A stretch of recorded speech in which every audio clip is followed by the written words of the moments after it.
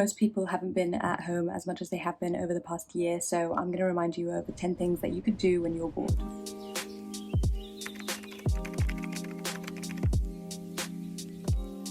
The first one is do nothing. When was the last time that you didn't go on your phone or laptop or Netflix, or you didn't eat, or you didn't sleep, or you didn't read, or you literally didn't talk to anybody? You just did nothing.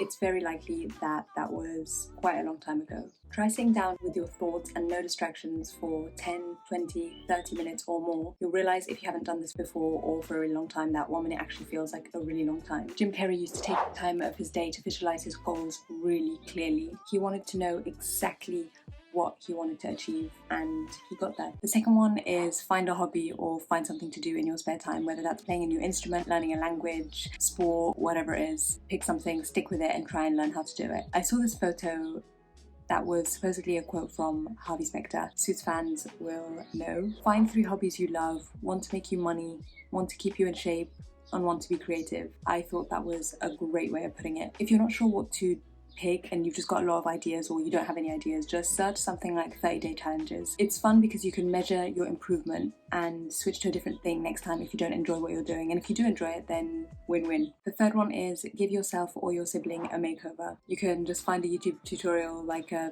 makeup one or whatever, and you could just like try and copy it. Just use what you have at home as well. If you don't have a lot of makeup stuff, then it's fine, just try and use what you have, and it could be really funny. He's all right. Also, play around with different looks, listen to your favourite songs, or put on a movie in the background that you have to concentrate on. The only powder. I'm gonna take this and give you a princess.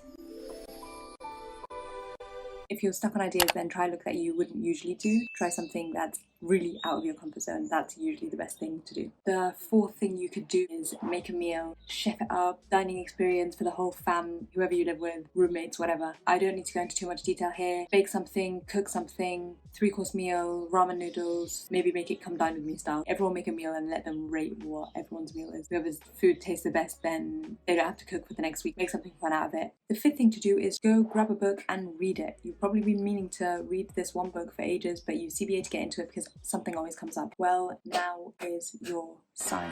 Pick it up. Tell yourself you're just going to read 1 page or 1 chapter and just force it. Once you start getting into it, then you're welcome. You've probably heard of Bill Gates. He has this thing every year called the Think Week, where he literally does nothing but reads. There's so much you could learn from reading, but I'm not going to bore you with that. So I'm just going to tell you, pick up a book and start reading. You won't regret it. What I will say is, if you think you're not a book person, then you probably haven't found the right book, or you probably haven't found the right medium to be listening to the type of educational content that books could provide. You could try listening to podcasts, you could try listening to audiobooks, but yeah, don't underestimate it, and good luck. The sixth thing that you could do is reach out to someone that you haven't spoken to in a while. We're all at home these days, so most likely they will probably see it. Message them, and if they don't get back to you, then that's a sign in itself. If they do, then you've rekindled an old friendship, or you've potentially started a new one. There's literally 2 outcomes. They respond or they don't, and you'll get the hint either way. The 7th thing that you could do is download some games onto your phone, or some apps, or just go onto like a website where you can learn something about yourself. It's a very short-term type of tip, so maybe you'll just play it for the next few minutes and then get into it maybe next week or whenever you've just got some free time. So it's not the ideal situation, but if you're really bored and you don't know what to do and you don't want to get off your phone, you could do that. Otherwise, you can go onto like a web browser and search personality tests to find out more about what type of personality you are, if you're an introvert, ambivert, extrovert. This could be really fun. I think it's really important to try and be as self-aware as possible and find out what type of personality you've got in relation to other people, and also what type of personalities people around you have. Also, learning about love languages. There's a popular book going around about the 5 love languages. You could try and understand what you like and what people around you like. Not necessarily a romantic relationship, it could be through relationships with friends and family, just to try and understand what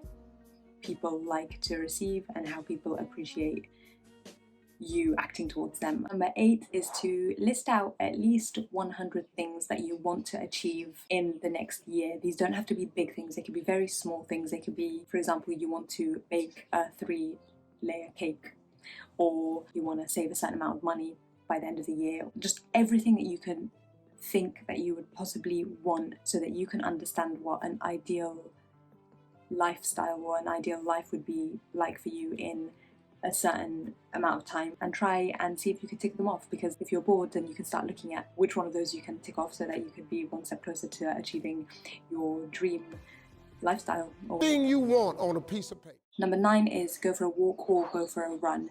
This one's pretty self-explanatory as well. Just put on some shoes, a coat, and just go. The journey is the most important thing, the destination is not. I love walking, I have ever since I could remember, but think about the different worlds that are living in every house that you walk past. There's a whole different story going on in each household, and just enjoy it. Finally, number 10 is downloading a brokerage app where you could play around with their trading simulation. Make sure you're using fake money here, not real money. This is just for training purposes, just so you can understand how to go about investing if you were interested in doing that. You can learn a lot by putting in money that's not yours. It's just simulating the markets, and just keep checking on it. You could play around with it for a week, a month, a year, however long it takes for you to feel comfortable. Make sure that you're doing this with a simulation, not with real money. At least make sure that you're comfortable with doing it with real money if that's what you want to do. So that's it, 10 things you could do when you're bored. They're pretty basic because I wanted to keep it universal, but there's obviously a lot of other things that you could be doing. I hope that you found it useful and that you're no longer bored. And also keep in mind that being bored is a luxury, so it's not that bad if you're bored. You've got time and you've got nothing to do, so you just got to find something to do. Otherwise, I hope you enjoyed it, and if you stayed till the end, please feel free to like, comment and subscribe.